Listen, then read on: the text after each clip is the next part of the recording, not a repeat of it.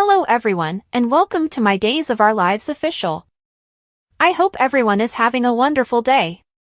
Before we begin, please hit the subscribe button and give this video a thumbs up.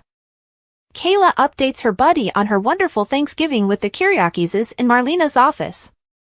Marlena responds that John was abruptly called away by the ISA. Kayla thinks it's strange that he kept it from Steve. Even the length of his absence is unknown to Marlena. Sarah enters the Kiriakis' living room with Maggie, using her cane. They concur that Thanksgiving at the Brady's was a delicious lunch, despite a few uncomfortable moments. When Maggie entered, Sarah saw that she was looking at Victor's portrait. Victor would like Maggie to concentrate on her blessings, but she adds that holidays bring home how much they mourn loved ones who aren't present. She informs Sarah that although Julie invited them to supper, Sarah is still too full from the pub. Maggie advises that they visit everyone for dessert. Jack holds Julie at the Horton house while she comes to terms with Doug's passing. She yells, "He can't be gone," and demands to know if he is positive. Jack is. He must have died while sleeping. As Julie falls to the armchair in tears, Jack exits the room to inform everyone. Julie leans against Eli's chest in the Horton living room. Their features are solemn, and both of their eyes are closed. As Jack walks in, Eli tells Jennifer about Jules and Carver in the dining room. Eli visits his devastated grandmother and embraces her. Jack and Jennifer embrace back in the dining room. They decide that while Jennifer makes calls, Jack will take the kids to Maggie's and break the news to Kayla. When Jack leaves, Jennifer contacts Hope, who is stunned into silence, while fighting back tears. Hope eventually breaks down in tears and admits that she should be happy that Jennifer is there. Julie will be looked for by Jennifer till she is. Though Hope laments not being able to say goodbye and express how much Beau meant to her, Jennifer is aware that Doug recognized Hope's need for closeness to him. Jennifer tells her that Doug was aware. "You were his princess." When he called her that, Hope adored it.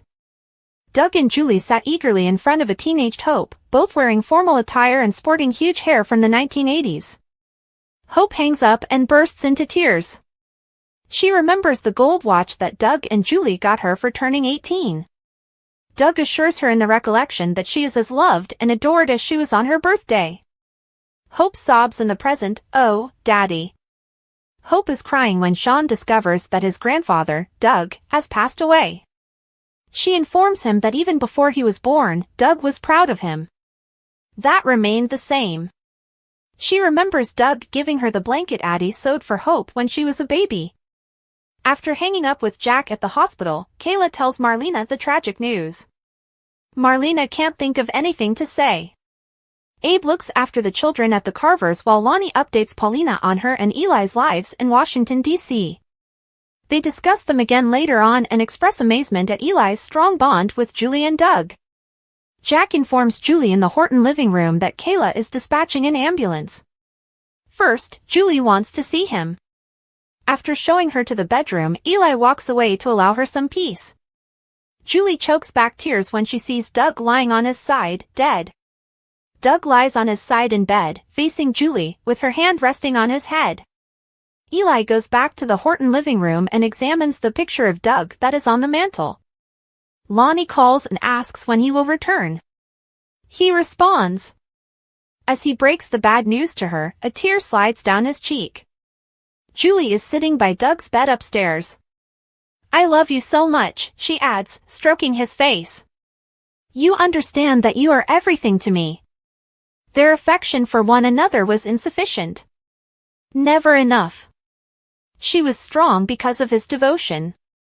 She sobs as she asks herself, "How can I continue without you?"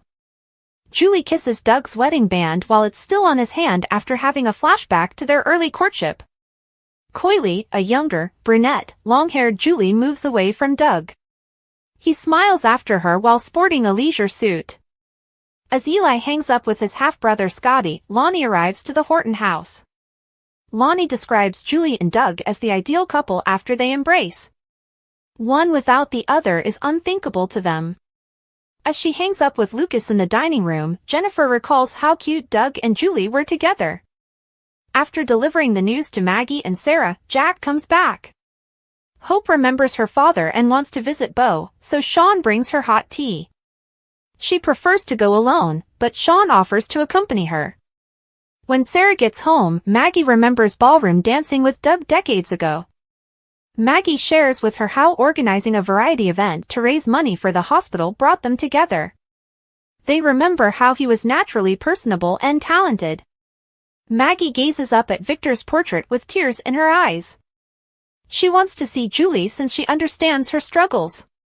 Maggie and Doug dance formally. She's wearing a crimson dress with ruffles, and he's wearing coattails. Kayla visits the room of Julie and Doug. Knowing Doug was such an honor, she says. Whatever she needs, they are all there for her.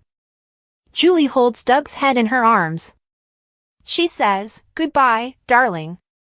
I will always love you." Kayla's hand is taken by her. As they exit the room, she keeps her eyes on Doug. Lonnie, Eli, Jack, and Jennifer are waiting in the living room when Kayla brings Julie there. Jennifer gives Julie a hug after Lonnie tells Julie how lovely Doug is. Eli later arranges the turkey in the deserted dining room, but he doubts anyone will be hungry. According to Jack, Doug was always adept at making people feel better. In his honor, they ought to assume the mantle. Eli jokes that he won't sing. Jack takes that with a smile. A true gentleman of a bygone era, he says as he pours wine for the two of them and raises a toast to Doug. Jack offers Eli a glass of white wine. Between Jennifer and Lonnie in the living room, Julie sits in a stupor. Julie is informed by Kayla that the ambulance has departed. Paulina, Maggie, Sarah, and finally Marlena show up to help Julie. She expresses gratitude to everyone for attending. It is quite important to her. While Hope and Bo sit in the hospital, Sean phones Sierra. She tells him her father passed away while crying. Regardless of what she was going through, he always made her feel loved and safe. Bo was the only other one who ever made her feel that way. She clasps his hand and adds, "Brady, I really need you right now." He strokes her finger with his thumb. "Bo," she shouts. Jennifer and Lonnie's hands are held by Julie. Paulina, Marlena, they are surrounded by Kayla, Maggie, and Sarah. On Days of Our Lives, Liz Chandler and Marie Horton make a comeback, while Julie receives an unexpected visitor. See the photo gallery below to see the connections between all the returning and mentioned Hortons. As word of Doug's passing spreads and almost the whole town of Salem goes into mourning, Black Friday is taking on a whole new meaning at Days of Our Lives. We are only beginning to see the return of Sean and Hope, two characters we once believed would never appear on our televisions, as part of Bill Hayes' farewell. However, now that they are both returned, it appears like Sean will remain in Salem permanently thanks to Brandon Beamer. Hope returns home to grieve for her father and help Julie deal with the loss, but her stay won't be long. And it will be devastating, as the preview film has shown. More tragic still? Being aware of what may have happened but didn't. In an interview with Soap Opera Digest, Christian Alfonso discussed her most recent homecoming and her deep remorse for the way it turned out.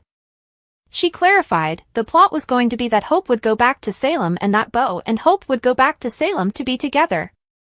Even after the shooting, he would be all right, and we would be reunited with our families and all these wonderful things would happen. However, the story's conclusion was altered, and Hope never returned to Salem properly.